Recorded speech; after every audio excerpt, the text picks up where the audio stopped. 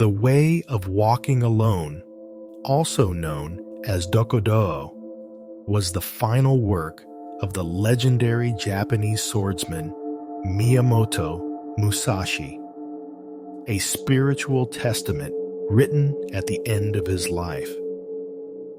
After surviving countless duels and battles, Musashi, once hailed as Japan's greatest swordsman, came to a profound realization.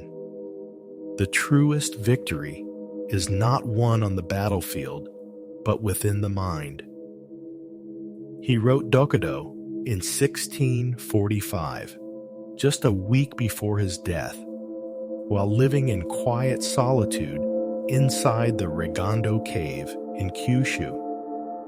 Away from all noise and fame, he distilled a lifetime of insight into 21 short yet deeply piercing principles. Unlike his other classic, The Book of Five Rings, which focused on strategy and combat, Dokkōdō is about the inner path, how to live with clarity, discipline, and detachment amid a chaotic world.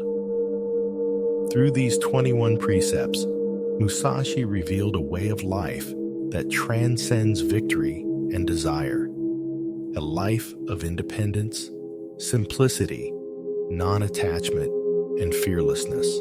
By calling it the way of walking alone, he wasn't speaking of loneliness, but of inner freedom, the ability to walk one's own path with calm, conviction, and peace.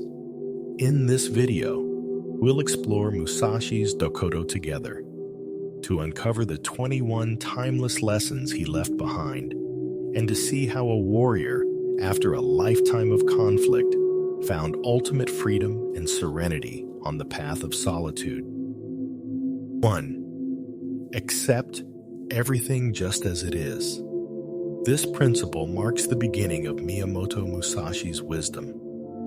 It reminds us that true strength doesn't come from controlling the world, but from seeing it exactly as it is. Its core is not about resignation or passivity. It's about clear perception. To accept means to first recognize things as they are: the weather, your opponent, your own body, and emotions, the situation at hand. It has already happened. It is happening now. Only by acknowledging reality can you make a wise next move. So this principle is about realism and presence, not rushing to force the world into your desired shape, but first seeing it clearly without distortion. Musashi wanted to say, acceptance is not the end of action, it is the beginning.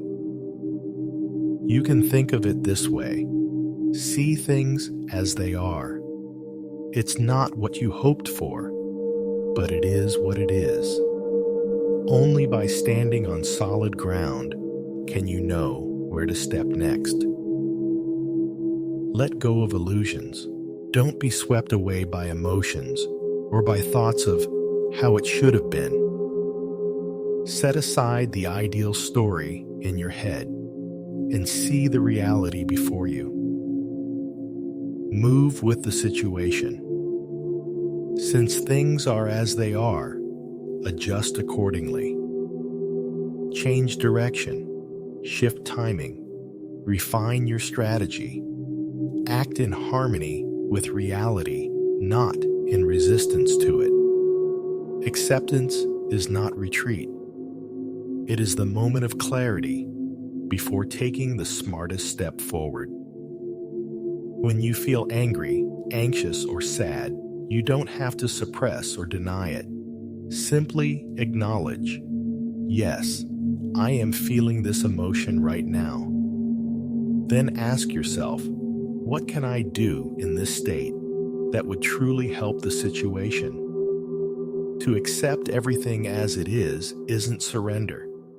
It's pulling yourself out of illusion and back onto solid ground. Because only when your feet are steady can your decisions, your actions, and your strikes be precise. To accept means to release resistance, to stop insisting that everything follow your expectations. When you can face reality as it is, whether pleasant or not, you're no longer ruled by disappointment or anger. Instead, you begin to see new possibilities where before you saw only flaws. Acceptance is a kind of inner discipline. It frees you from endless struggle and comparison and returns you to a calmer, freer state of mind. When you accept the present moment, the outer world can no longer easily disturb your peace. When the wind rises, you move with it. When the rain falls, you listen quietly. Of course, acceptance isn't easy. When reality clashes with expectation, the heart naturally resists and grieves. But it's precisely in those moments that acceptance becomes a practice of maturity and clarity. It teaches us to stop trying to control everything and instead focus on the next right step, to find balance in any situation and gratitude even in difficulty. When we truly understand what it means to accept things as they are, we can stay clear even amid chaos, find hope even in loss, and see beauty even in the ordinary. That, Musashi realized in his final days, is the essence of true freedom. Not conquering the world, but mastering the heart. 2. Do not live for pleasure. This principle isn't about rejecting happiness. It's a reminder. Don't make pleasure your purpose or your compass in life. When pleasure becomes your main goal, you start being led by your desires to eat better, live softer, be praised more. Your attention shifts from doing what's right to feeling good, and your judgment gets hijacked by short-term comfort. The heart becomes restless, easily controlled by whatever feels good or bad in the moment. In his youth, Miyamoto Musashi made his name through one duel after another. But in his later years, he turned from technique to mind. He realized that victory isn't just about the speed of the sword. It's about the stillness of the mind. Winning a battle depends on clarity of awareness, on rhythm, on distance, and on the ability to strike decisively at the right moment. To keep this clarity of mind, Musashi chose to live with extreme simplicity. He ate plainly, dressed humbly, and owned very little. It wasn't the lifestyle of an ascetic monk. It was training. To keep the body light, the reactions quick, and the will unshakable. His way of thinking is deeply connected to Zen. When a person clings too much to comfort, pleasure, or convenience, they are really trapped by the self. Only by letting go of that craving for pleasure can the mind become truly free, no longer pulled by desire. And only when the mind is still can we see clearly what needs to be done and make the right move at the right time. But does not living for pleasure mean we should deny joy and become ascetics? Not at all. Musashi never rejected happiness. He simply warned against living for the sake of pleasure itself. He didn't suppress natural joy, like the fragrance of tea, the quiet dance of bamboo in the wind, or the satisfaction of completing one's work. Those joys arise naturally, They are not chased. He taught, first comes the way, then comes joy. When you do the right thing, joy follows on its own. There's no need to force it. This principle reminds us, if your focus in life is only how to feel comfortable, you will always be controlled by the world around you. A person who lives only for comfort will retreat at the first sign of difficulty. Because when things get hard or inconvenient, they lose all motivation. But the truth is, real growth happens in discomfort. A person who doesn't live for pleasure finds strength in the act itself, in training, learning, writing, or facing life's challenges head-on. They draw peace not from how easy life feels, but from the steadiness within. True freedom isn't found in chasing happiness, but in being able to stand firm even without it, to live calmly and fully, and to feel the quiet strength of your own heart in every ordinary moment. Of course, Musashi also warned of two extremes. Don't make suffering your new form of pleasure, and don't turn discipline into a dry, joyless ritual. Suppressing all natural joy only makes the heart wither. Real balance means letting joy grow naturally, not chasing it through external things. Everyone's life and situation are different, so simplicity will look different for each person. What matters isn't whether life feels bitter or sweet, but whether it is right and essential. This principle teaches us that pleasure should never be life's only goal. Yes, the joys of food, laughter, and friendship are precious, but when we let desire consume us, we lose direction and drift away from what truly matters. Too much indulgence creates endless craving and dependency, and that endless chase for pleasure eventually becomes its own kind of suffering. So, Musashi calls us to approach pleasure with wisdom and restraint. Real happiness doesn't come from stimulation or excess. It comes from inner peace and contentment. And while that's never easy, to resist instant gratification, to build inner steadiness, it is the path to genuine freedom. When we learn to meet life with balance and awareness, we discover a joy that arises quietly from within, a joy that no longer depends on anything outside us. 3. Rely on no one in all things. At first, this principle may sound cold, even a little lonely, but Musashi did not mean to reject people. He was teaching us to build inner independence. Rely on no one doesn't mean we shouldn't cooperate with others. It means we shouldn't hand over our sense of stability, our success, or our purpose to someone else. Because when you rely too much on others, you give away your strength. When they support you, you feel safe. But when they step back, you lose your ground. Musashi wanted us to be different, to stand firm, no matter how the world around us shifts. His idea of walking alone was never about isolation, but about cultivating the power to take responsibility for yourself and remain awake. Musashi's whole life was a portrait of independence. In his youth, he roamed Japan with nothing but his sword.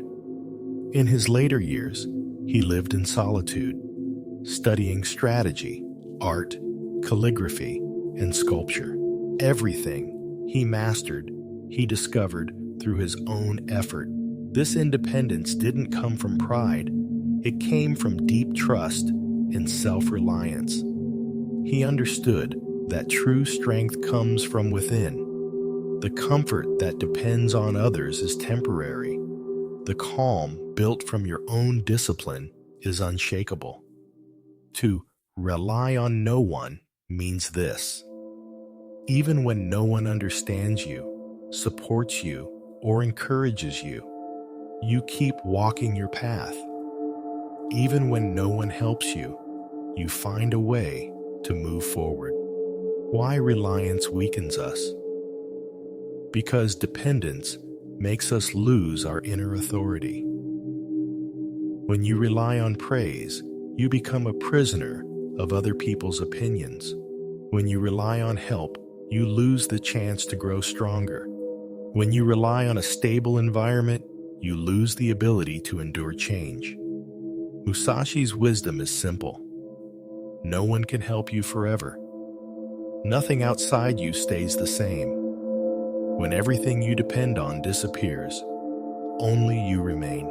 And in that moment, you realize that your true home, your true support, has always been inside. Of course, Musashi didn't deny human connection. We still need trust and cooperation. But that trust must be built on mutual independence, not dependence. Maturity doesn't mean needing nothing. It means that even when there's no one to rely on, you can still stay steady. In his final years, Musashi lived alone in the Reigando cave of Kyushu, meditating, practicing, painting, and writing every day. When he wrote The Way of Walking Alone, he was already preparing for death. But there was no sadness in him, only clarity. He no longer needed recognition, applause, or support. He had already found the way within himself. That solitude was not emptiness, it was completion. It was a freedom beyond fear and doubt, a peace untouched by the storms of the world. To rely on no one in all things is not to reject the world. It is to make your heart solid as a mountain. True independence is not isolation. It is the ability to stand firm and calm, even when there is no one left to lean on. 4. Think lightly of yourself and deeply of the world. Through a lifetime of discipline and reflection, Miyamoto Musashi came to understand one thing. True strength is not in reinforcing the self, but in transcending it. So, what does it mean to think lightly of yourself? It doesn't mean belittling yourself, nor denying your own existence. It means don't hold on to the self too tightly. When we're young, we're often consumed by I want to win. I want recognition. I want success. I want more. But when the I becomes too heavy, the heart becomes narrow. A small setback feels like a deep wound. A simple criticism feels like an attack. To think lightly of yourself is to loosen that grip, to see that the self is not the center of everything. In contrast, Musashi teaches us to think deeply of the world. This doesn't mean carrying the world's burdens or feeling sorrow for it. It means broadening your vision, seeing life from a wider, more connected perspective, to observe the laws that shape the world, to understand the flow of human nature, and to sense the subtle links between all things. A truly awake person doesn't only think, "What's in it for me?" but asks, "What does this mean in the larger order of things?" Thinking deeply of the world is a kind of insight practice. It helps us see beyond our own desires and fears and recognize how everything is woven together. When you stop obsessing over yourself, the world opens up. To think lightly of yourself clears the heart. To think deeply of the world expands the mind. A mature person is not someone inflated with ego, but someone who can step back from I and see clearly the greater way. When the heart no longer revolves around the self, the world itself begins to unfold before you. 5. Do not harbor desires throughout your life. This teaching isn't about repressing emotion or denying human nature. It's a reminder not to be swept away by the endless tide of desire. It's about freedom of the mind, the understanding that a truly strong person is not one who has no desires, but one who is not controlled by them. Throughout his life, Miyamoto Musashi saw the full spectrum of human ambition on battlefields, in duels, in courts, and among wandering warriors. He came to understand that the stronger the desire, the shakier the mind, and when the mind wavers, the sword loses its precision. In his later years, Musashi lived in solitude in the Rōnin cave, unmarried, quiet, and simple. This was not an escape from life, but a form of purification, a way to free his heart from being pulled by desire, to keep his will and awareness sharp and clear. In Musashi's words, desire does not refer only to lust or passion. It represents all forms of attachment and craving that disturb the stillness of the heart. The thirst for power, for fame, for ownership, for control over others. When you depend on external rewards to define your worth, you become anxious and restless the moment they disappear. What Musashi warned against was not desire itself, but the mind enslaved by it. Desire and restraint are not enemies. They are balance. Musashi never asked us to cut off desire completely. He never denied the human capacity for emotion, longing, or love. But he wanted us to see clearly. Desire may exist, but it must not rule you. True discipline is not suppression, it is clarity.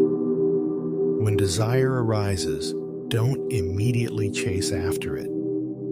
Pause and ask, where does this impulse come from? Do I truly need it? If you can see your desire without being dragged along by it, then, in that moment, you have already won. This principle echoes the teachings of Buddhism and Zen. In the sutras, it is said, desire is the root of suffering. This doesn't mean we must reject emotion, but that we should no longer be bound by it.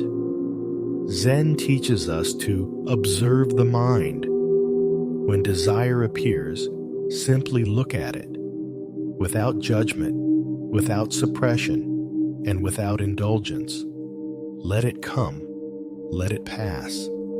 The mind, like a mirror, reflects but does not retain. Musashi's phrase, "Do not harbor desires throughout your life," is this very practice, to stay aware and not be carried away by impulse. When your heart becomes still, like calm water, the world itself becomes clearer, wider, and lighter. 6. Do not regret. What you have done to the essence of this teaching isn't about suppressing emotion. It's about not letting regret hold your heart captive. Regret is a form of attachment. It traps us in the past, making us replay moments endlessly. I shouldn't have done that. If only I had known better. But the truth is, the past is already formed. No amount of sorrow can rewrite it. Miyamoto Musashi, who faced life and death decisions countless times, understood this more deeply than anyone. In battle, hesitation and regret are fatal. Once the sword leaves its sheath, you can only trust your awareness and your training. If you dwell on regret afterward, it doesn't help.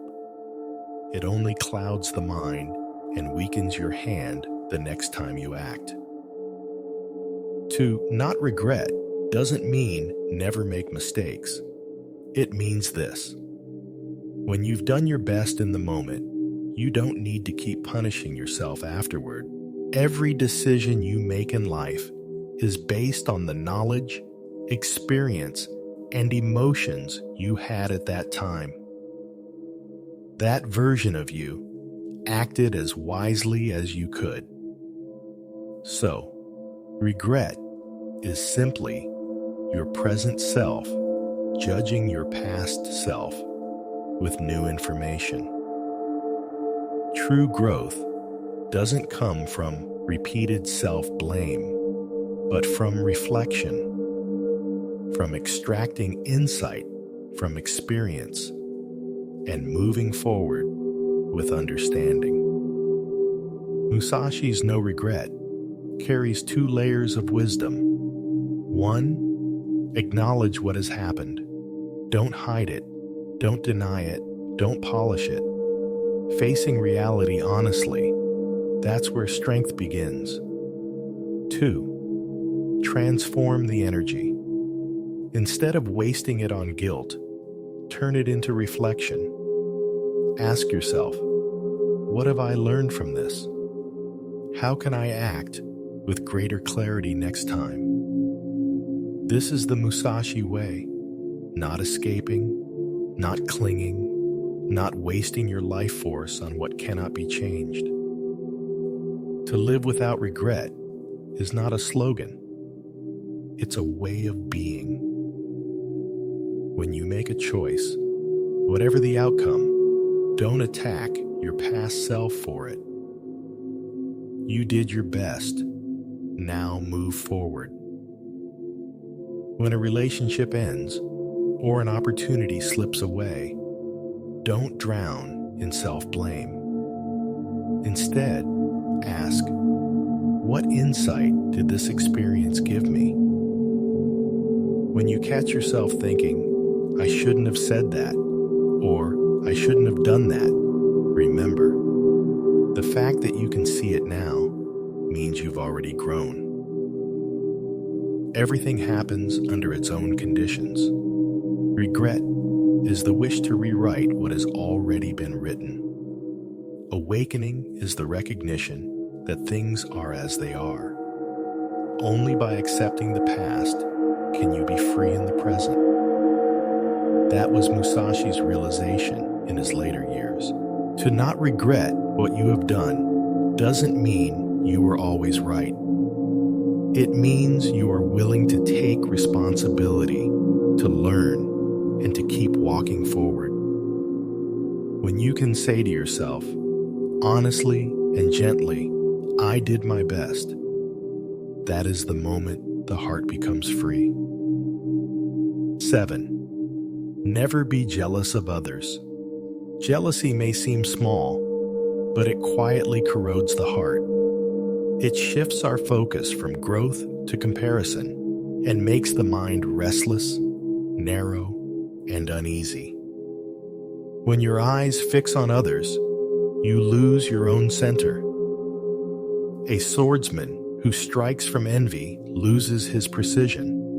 A person who lives in envy loses their peace. Jealousy is not a source of strength. It is poison to the mind.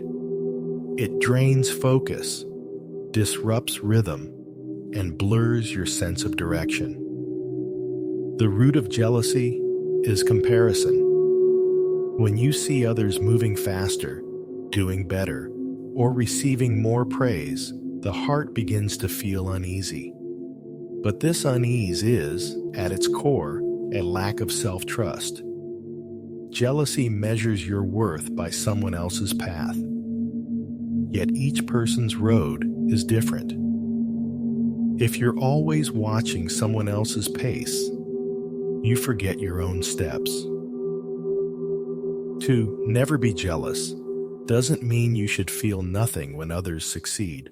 It means having no hostility, no comparison, no resentment in your heart. When others achieve, you can admire. When others improve, you can learn. But you don't need to diminish yourself in the process. Jealousy looks at what others have. Wisdom looks at what you can do. The first breeds anxiety. The second nurtures growth. Musashi's entire life was a path of self-mastery. He imitated no one and competed with no one. He knew the truth. A person's only true opponent is themselves.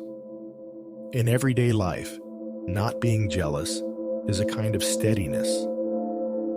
When a colleague is promoted or a friend succeeds, don't deny the feeling that arises.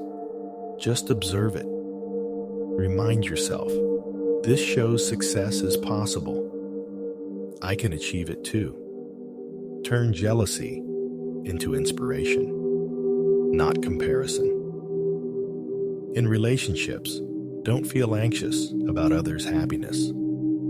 Trust that everyone moves at their own pace. In your work or art, don't chase trends or attention. Stay true to your own path and rhythm. What Musashi wanted us to learn was to learn from others without losing ourselves in them. Zen teaches the principle of no distinction, no you and me, no higher or lower. When you stop clinging to I'm better than him or he's better than me, the mind becomes still. Jealousy is born from attachment to the self, from I as a center of comparison.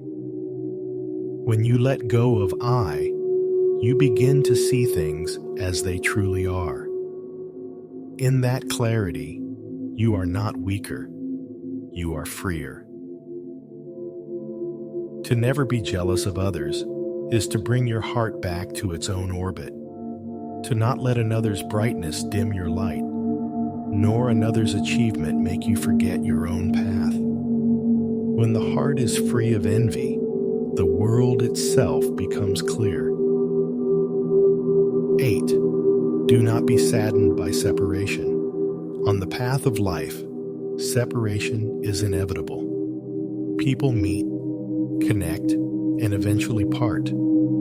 Each encounter has its cause, each farewell its season.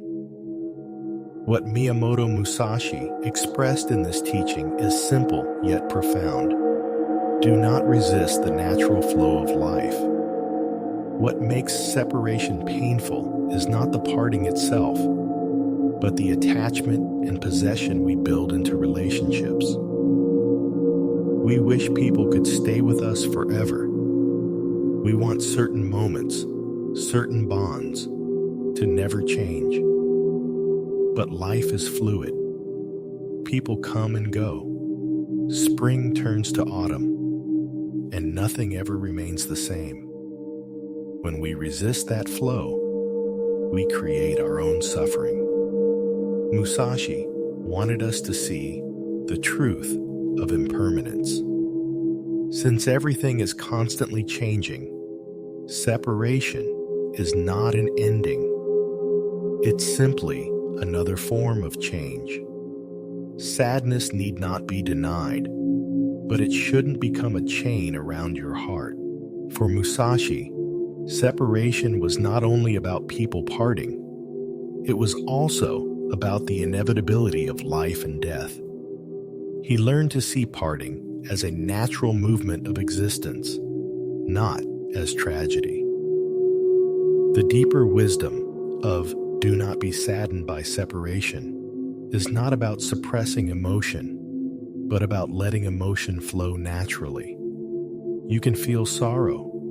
You can miss someone. But don't let grief consume you. You can look back, but you must also keep walking forward. True peace is not indifference. It's the quiet understanding that all meetings have their cause, and all partings their time.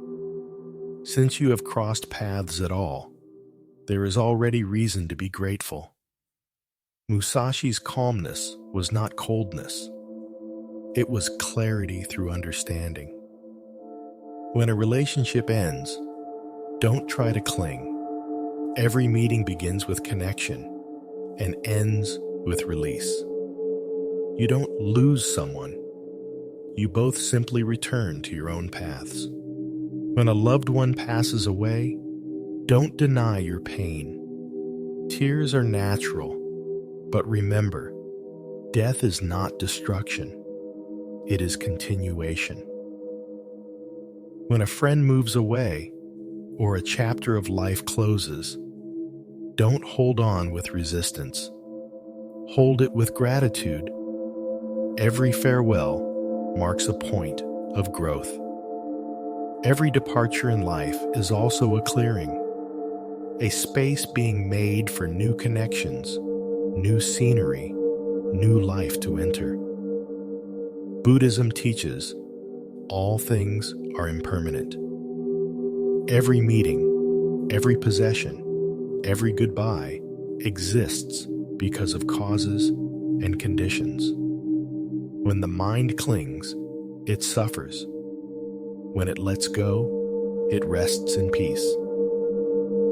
Separation is not a loss. It is change. Sadness is not wrong. It is human. But the path of wisdom is to let sorrow flow without turning it into attachment. To understand that every coming and going has its own timing, that love and loss are not opposites, is to see through the illusion of permanence. When you can watch the turning of life's seasons with gentleness and clarity, you have truly learned the art of letting go. 9. Do not complain about yourself or others.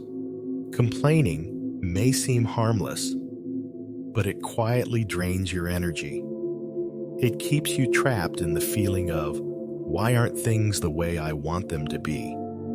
And locks your heart in a loop of resentment and frustration. When you complain, you lose the power of the present moment. It is a form of backward attention. Your focus turns toward what cannot be changed, while forgetting that strength exists only in now. You can feel anger, you can reflect, but the moment your mind starts replaying, why am I so unlucky? Or, why did they treat me that way? The sharpness that could have changed your world is already wasted. When Miyamoto Musashi said, "Do not complain," he wasn't asking us to suppress emotion or pretend to be calm. He meant see things clearly, but don't let emotion take command. When facing injustice, he didn't ignore it, but he knew that anger alone does not solve anything. Instead, he observed the situation, the form and flow of things, and then acted in the most effective way. True strength is not the absence of emotion, but the ability to let emotion step aside so that awareness can lead. Complaining traps us in the mindset of a victim, but the clear-minded person asks, what can I do right now? This principle, do not complain about your own affairs or those of others, contains two poisons: outward resentment and inward blame. Outward resentment, feeling wronged by others, unfairly treated by life, or cursed by fate. The more you complain, the weaker you become, because your mind is now bound by others. you've given away your own authority. Inward blame, constantly attacking yourself. I shouldn't have done that. I'm such a failure. But this, too, is a form of complaint. Whether you blame others or yourself, you're still stuck in the past, unable to grow. Musashi wanted us to learn responsibility without resentment, to see every event, success or failure, as part of the practice. If you succeed, take joy in it. If you fail, reflect on it. But do not complain and do not hate.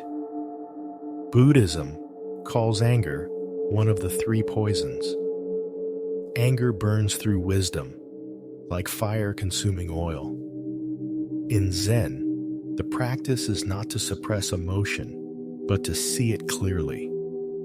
When anger arises, simply notice, I am angry right now. Don't judge it. Don't feed it. Don't follow it. Let it come. Let it go. Musashi's no complaint is exactly this, to see without following. When the heart is not stirred by resentment, the sword stays steady, and the path ahead stays straight. To not complain doesn't mean everything is easy or fair. It means you've seen through the truth. Complaining cannot change reality. It only clouds the clarity of your life. The true warrior does not curse the sky or blame others. He simply focuses on the present moment and does what must be done. 10. Do not be controlled by desire or love. This principle echoes the fifth. Do not harbor desires in your life. But it goes even deeper. It speaks about emotional independence and inner freedom. Miyamoto Musashi did not deny love. He simply warned, when you are driven by desire or emotion, your heart is no longer free. Love and desire are both part of human nature. They can give you strength, but they can also throw you off balance. When a person becomes lost in attachment to someone, their emotions begin to rule them. Joy turns to obsession. Loss turns to despair. What Musashi cautioned against was this state of being driven. He wanted us to stay aware, to love, but not lose ourselves in love. When affection becomes dependence, when desire replaces reason, the mind that was once free becomes chained. Musashi taught a different kind of love, one that is deep, yet unattached. You can feel deeply, but do not drown. You can care, but do not possess. Hold love in your heart, but do not let it rule your mind. That is true freedom. Many misunderstand this teaching, thinking it means to be cold or heartless. But Musashi was not rejecting emotion. He was teaching clarity within emotion. Love itself is not wrong. What's dangerous is when love blinds you. True, mature love comes from awareness. It means you understand the other person without losing yourself. You can give deeply, but remain clear within. When your emotions no longer push you off course, when others' reactions no longer shake your center, you gain sovereignty over your own heart. This principle isn't about cutting off love or desire. It's about staying awake within them. In relationships, don't lose your boundaries to please or impress. In ambition, don't let craving cloud your judgment. In temptation, don't let short-term pleasure steal long-term clarity. Real discipline is not rejection. It is self-mastery. To feel passion without chaos. To let desire arise without being enslaved. That is the mark of true strength. Zen says, when emotion arises, wisdom disappears. When the heart burns too brightly, it blinds the eye of insight. The goal of practice is not to kill emotion, but to be unbound by it. When you see through the rise and fall of passion, you realize love can be purer, desire can be calmer. When you no longer grasp, no longer fear losing, you finally learn how to love freely, clearly, and completely. 11. Have no preferences in all things. This principle is one of the most deeply Zen-like teachings in Miyamoto Musashi's philosophy. It doesn't mean like nothing. It means do not let your likes or dislikes control you. To Musashi, preference itself is a subtle kind of bondage. When you're overly fond of something, it begins to pull you. When you despise something, it pushes you just the same. Whether it's attraction or aversion, once either grows too strong, the mind loses balance. People often think that liking something is harmless, even good. But Musashi saw further. He realized when you focus too much on what I like or what I don't like, you start to live inside the illusion of personal preference. Preference, on the surface, looks like freedom of choice. But in truth, it's an extension of the ego. I like this. I hate that. Each statement quietly reinforces the sense of Musashi in his later years had already seen through this. As long as there is I, there is comparison. As long as there is comparison, there is attachment. And wherever there is attachment, there is suffering. The way of the path, by contrast, is a state of non-attachment, a heart that dwells nowhere. When you can see everything equally, without rushing to judge, without labeling good or bad, you begin to perceive the true nature of things. Some might hear, have no preferences, and think it means becoming emotionless or indifferent. But that's not it. It means this. You may have likes, but don't be ruled by them. You may admire, but don't lose your balance because of it. For example, you may love silence, but still remain calm amid noise. You may prefer sunshine, but stay at ease when the rain comes. That is the strength of having no preferences. Your heart no longer sways with circumstance. Instead, circumstance follows your heart. Zen calls this neither grasping nor rejecting. Do not cling and do not push away. Let the heart be like a mirror, reflecting all things clearly, yet unstained by any reflection. When the mind is steady, when it no longer rushes to chase the good or flee the bad, you begin to see reality as it is. Then, you're no longer driven by what you like or dislike. You move with the natural flow of life, free, balanced, and at peace. 12. Be detached from the place where you live. This teaching is not really about where you live. It's about your state of mind and your relationship with attachment. Miyamoto Musashi spent most of his life in movement. In his youth, He wandered from province to province, living by the sword.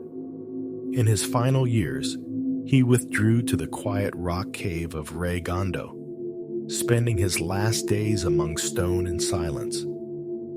For Musashi, a home was never something to own. It was merely a temporary resting place, a place where the body could stay, but the heart would not cling. At different stages of life, people long for different kinds of homes. Some want comfort and luxury, others seek peace and solitude, but true tranquility doesn't come from the walls around you. It comes from the state of your heart. If your mind is full of craving, no house will ever feel big enough. If your heart is calm, even a small mat on the floor becomes a place of rest. That's why Musashi said, "Be indifferent toward your dwelling." It is not indifference out of coldness, but freedom from dependence. If you must have a certain kind of home, a certain view, a certain decoration before you can feel peaceful or happy, then your peace already depends on things outside yourself. True freedom means this: whether you live in a cave or in a city, your mind remains steady, clear, and undisturbed. When you stop chasing the perfect setting, you begin to realize every place has its own quiet, every life its own flavor. This is the wisdom of detachment, not letting the quality of your surroundings decide the state of your heart, not resenting simplicity, nor being intoxicated by comfort. Wherever you dwell, dwell lightly. Let the world be your home, and let your heart remain free. 13. Be content with simple food and tea. At first glance, this principle seems to be about food, but in truth, it's about discipline of desire and clarity of mind. In Miyamoto Musashi's philosophy, eating was not merely to sustain the body, it was also a form of mental training. Throughout his life, Musashi lived with great simplicity, not because he sought to suffer, but because he understood something deeper. When a person is led by appetite, clarity, and self-control begin to fade. To him, taste was the most subtle of desires. Unlike wealth or fame, it hides quietly beneath daily life, yet it can bind you just as strongly. Once you start chasing better flavor, richer meals, or greater enjoyment, your will begins to soften. Your senses start leading, and your spirit begins to follow. Simple food and tea does not mean denial or asceticism.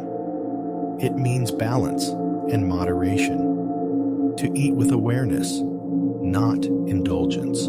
Food is for nourishment, not entertainment. The body needs energy to act, but when the mind revolves around what to eat and how good it tastes, it loses its freedom. In other words, food is fuel, not fixation.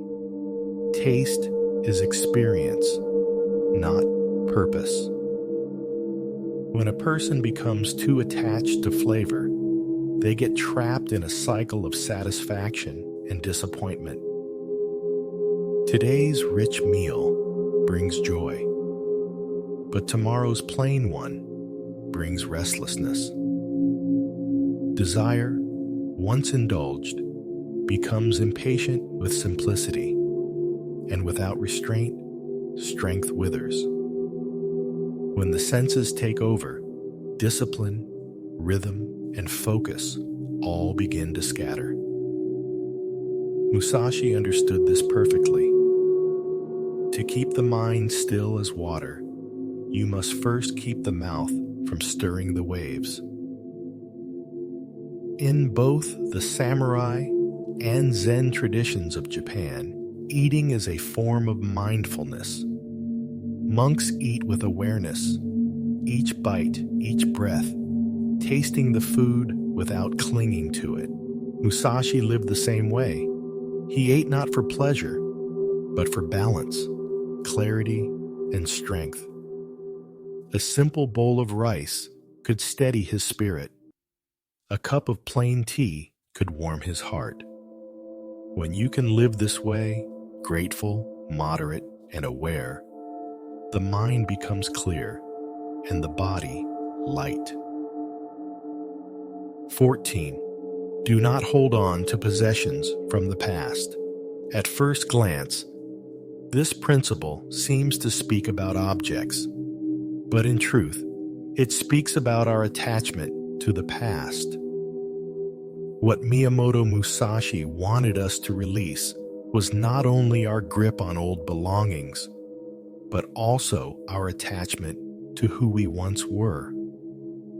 When he wrote of antiques and old possessions, he wasn't only referring to swords, scrolls, or heirlooms. He was pointing to the weight of past glory, memory, and identity. Many people cannot let go of old things, not because of the object itself, but because it carries a piece of their former self. Yet that attachment is like walking with stones tied to your back. The farther you go, the heavier it feels. Do not cling to old possessions really means this. Do not let your past define you. Whether it's your former success, an old relationship, a reputation, or a role you once played, all of it belongs to time, not to you. When you hold on too tightly to what was, you close the door to what could be. Letting go is not loss. It is an act of renewal, a declaration that you are ready to begin again. Zen teaches, every day is a good day.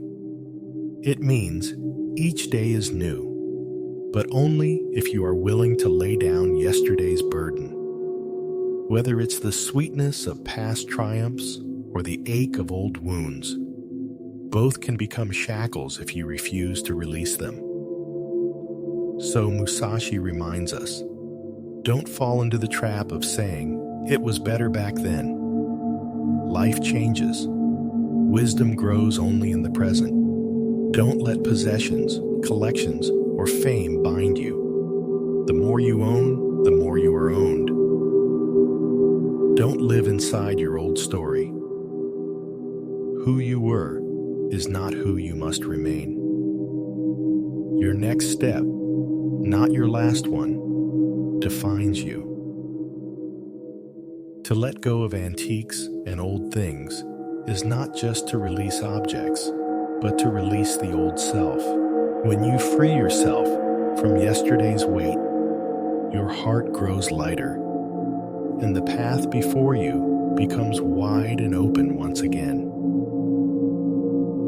15. Do not act out of personal feelings or cling to social formalities. On the surface, this teaching seems to be about manners. But what Musashi is really speaking about is freedom of mind and the principle of acting from truth rather than habit. He reminds us not to be bound by form, not by rules, not by tradition, and not by our own emotions or biases. To Musashi, social customs and etiquette are not wrong in themselves. They exist to create harmony and peace among people. But when they become rigid or self-serving, performed for appearance or reputation, they lose their meaning and stray from the way. Do not, for personal reasons, avoid or cling to social customs. This phrase carries two subtle warnings. One, blind conformity. Some people follow rules and rituals only to please others, to be accepted, or to appear virtuous. Their politeness is an act, courtesy without sincerity. 2. Rebellion for its own sake. Others, in their desire to appear independent, reject customs altogether, ignoring respect, manners, or social harmony, thinking it makes them free. But this too is a kind of bondage, a reaction controlled by ego. Musashi's path is one of balance, the middle way. Do not let customs control you, but also do not reject them merely to feel different. Look clearly at each situation and act in accordance with truth, not impulse. To him, freedom does not mean defiance. It means clarity. A free mind is not swayed by others' expectations, nor by its own pride. Musashi understood that true courtesy is not about formal gestures, but about respect and harmony that come from the heart. A person who follows the way acts with natural grace, not because of rules, but because their inner state is sincere and unforced.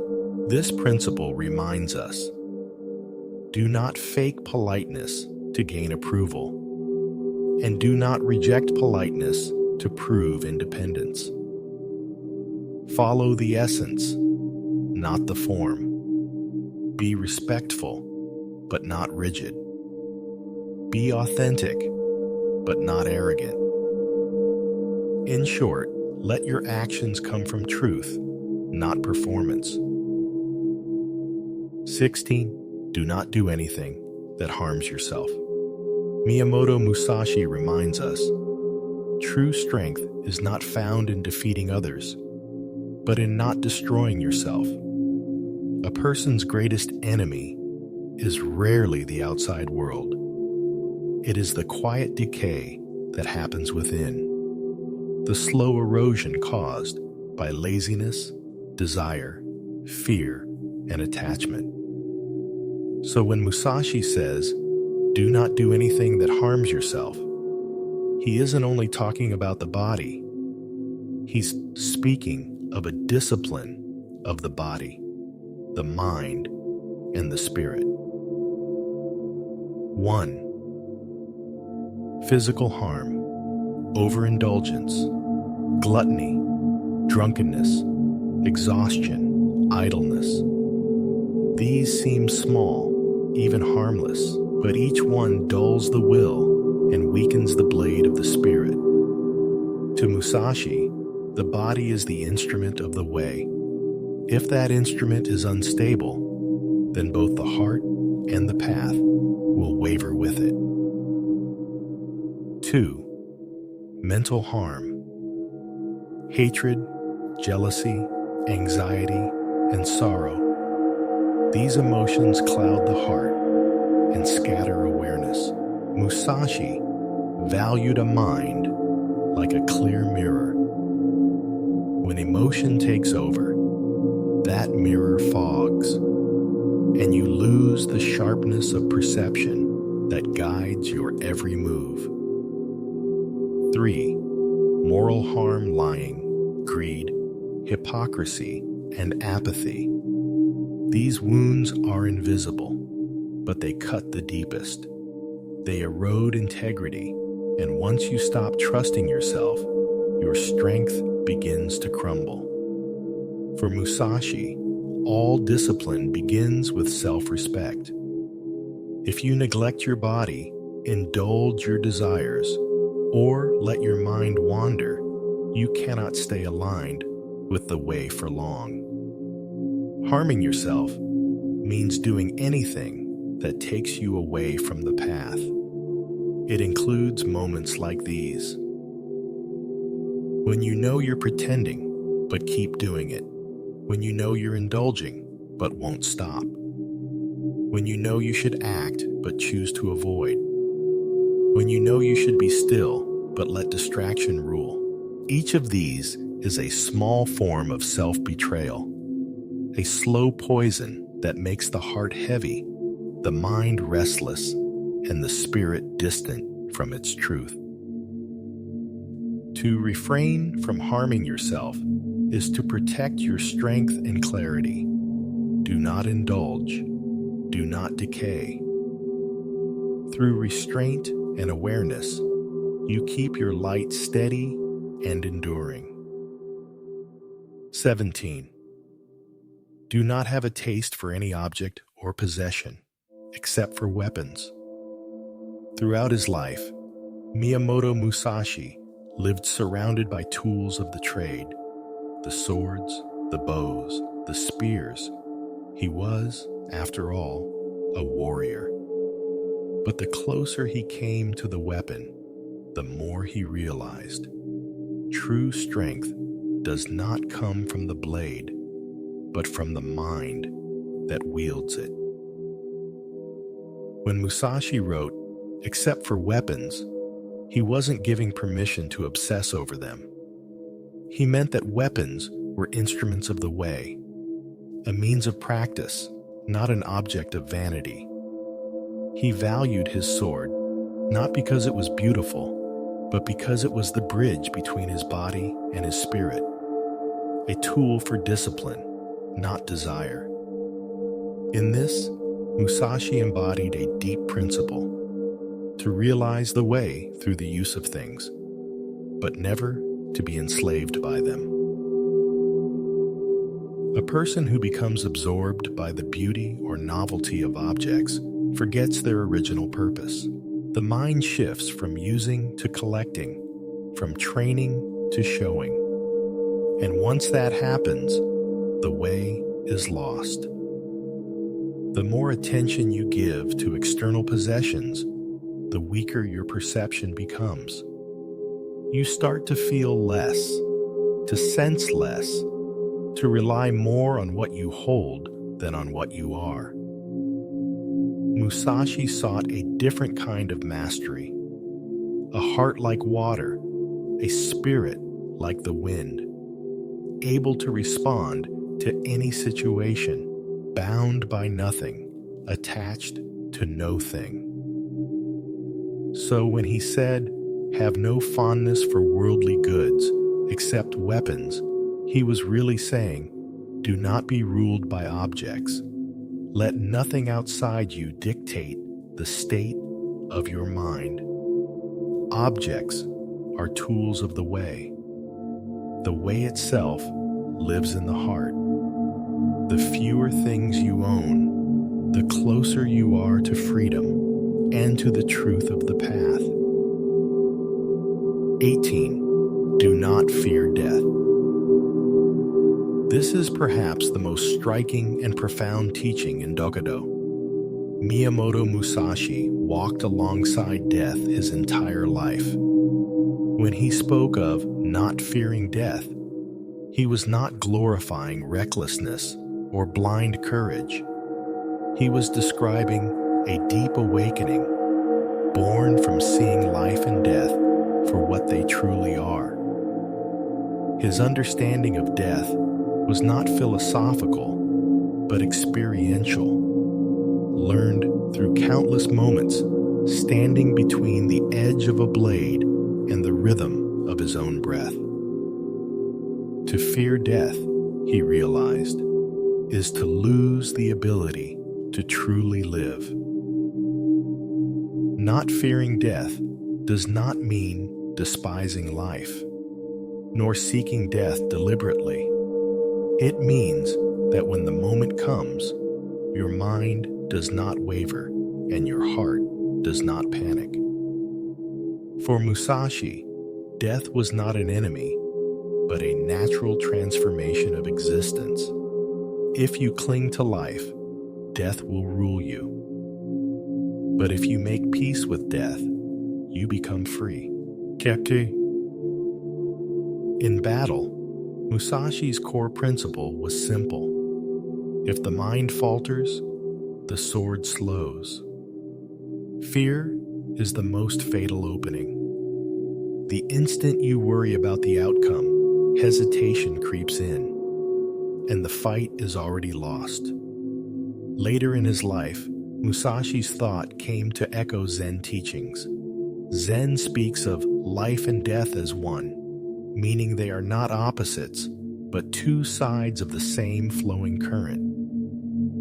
When you see that death is not the end, but simply another expression of life, fear begins to dissolve. To not fear death means not being ruled by fear. Do not shrink from failure, aging, or loss. Each fear is a small death of the spirit, not wasting life. Since death is inescapable, live fully and without hesitation.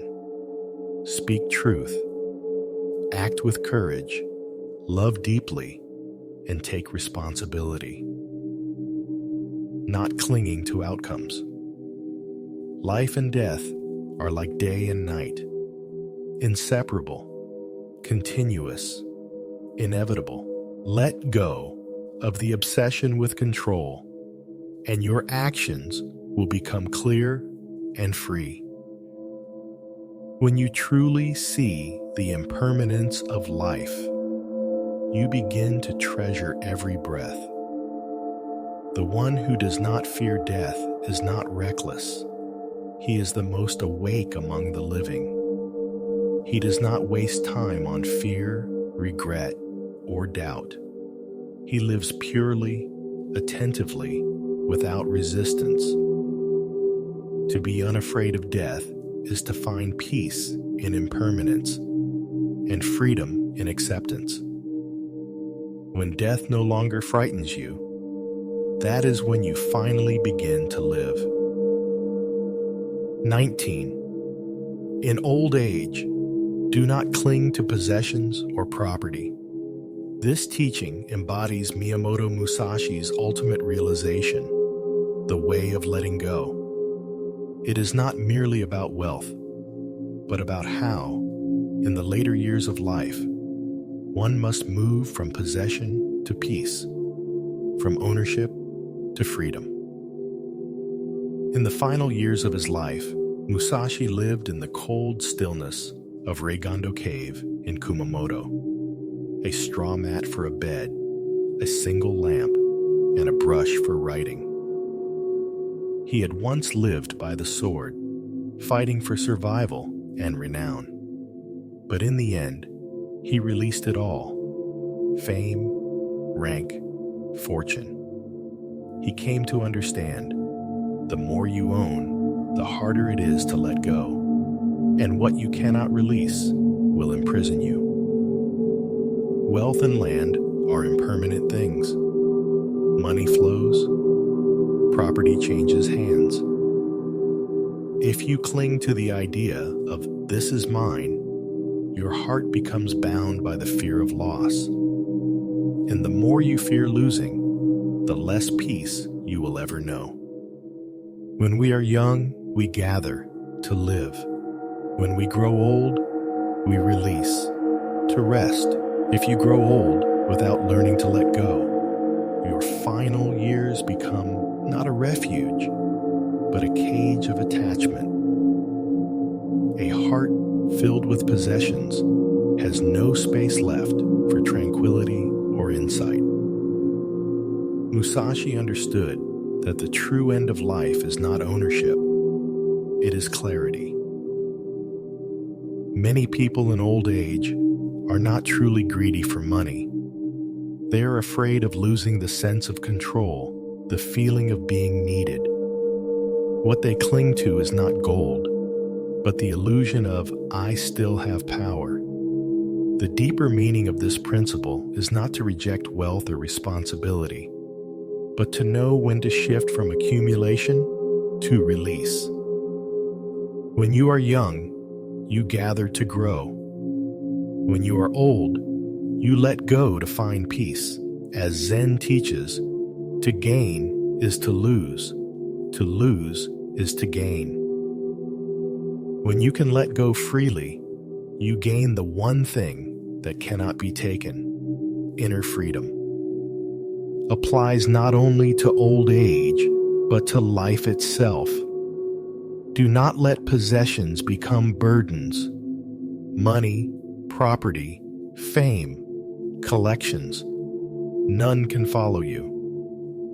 If they bring you more anxiety than joy, it's time to let them go. Do not let control consume your strength. Sometimes, releasing your grip allows life to unfold more perfectly than forcing it ever could.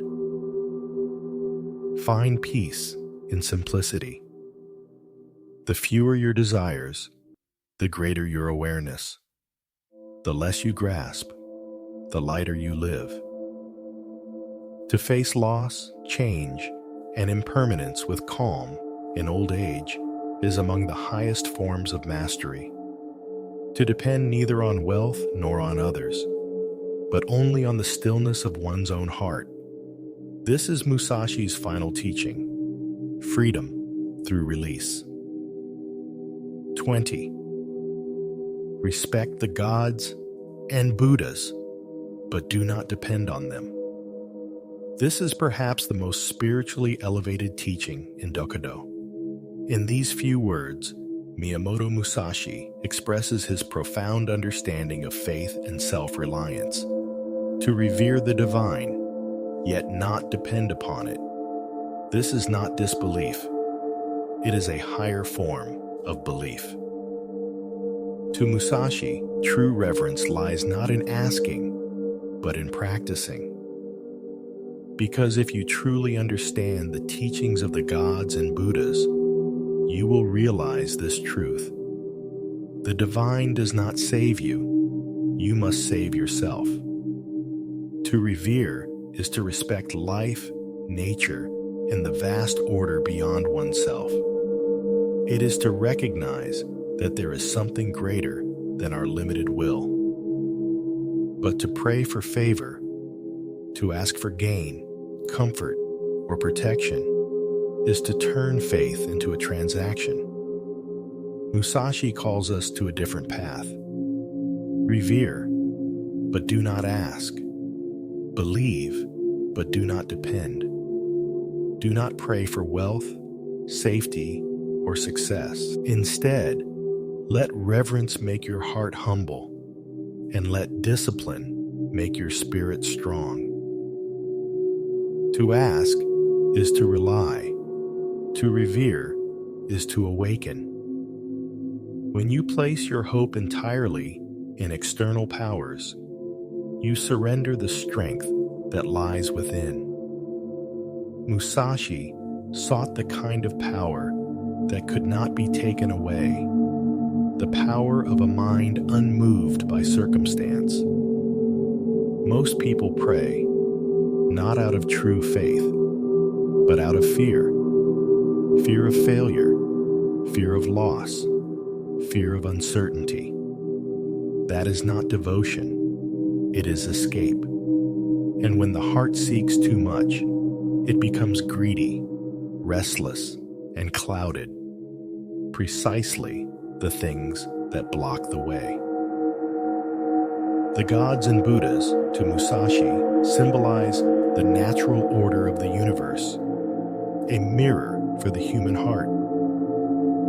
To revere them is to remain humble, awake, and self-disciplined.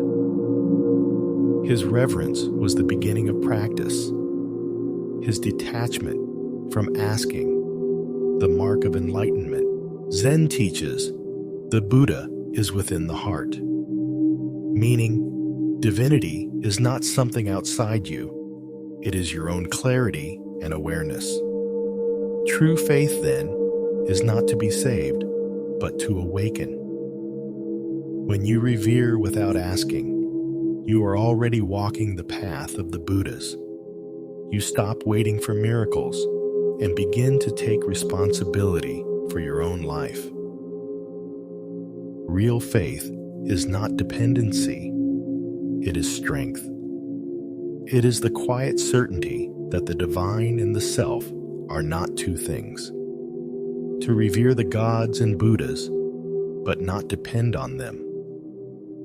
This is the essence of freedom in the way. 21.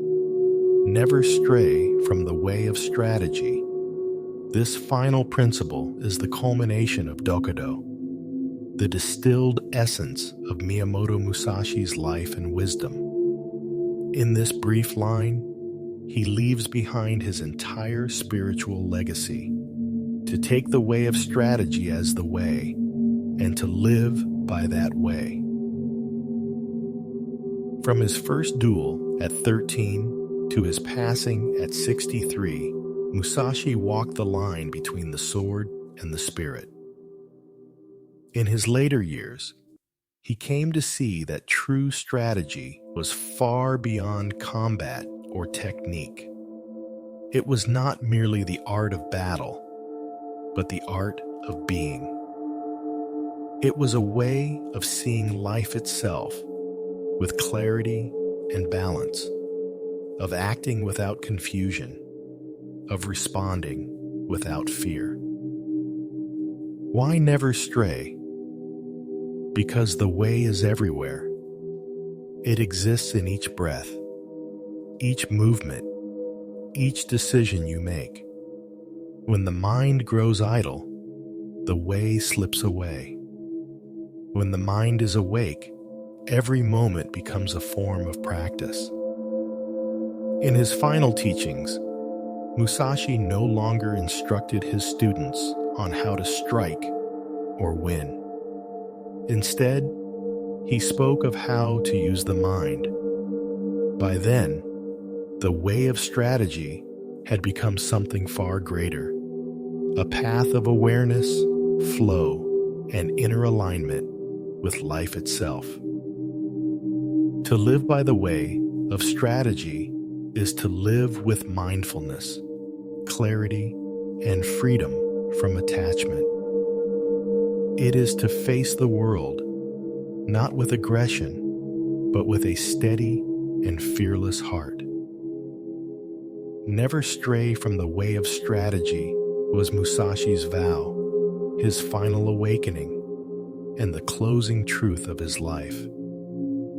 Wherever you stand, in peace or in struggle, carry the same calm focus, and let your heart, like his blade, remain sharp, steady, and clear. Miyamoto Musashi's life moved from the clash of blades on the battlefield to the quiet solitude of Reigondo Cave. He spent a lifetime mastering the sword, only to realize that the hardest battle was never against an enemy, but against himself. The 21 precepts of Dokkōdō may seem like a warrior's code, but in truth, they are a guide to living with clarity, freedom, and wholeness.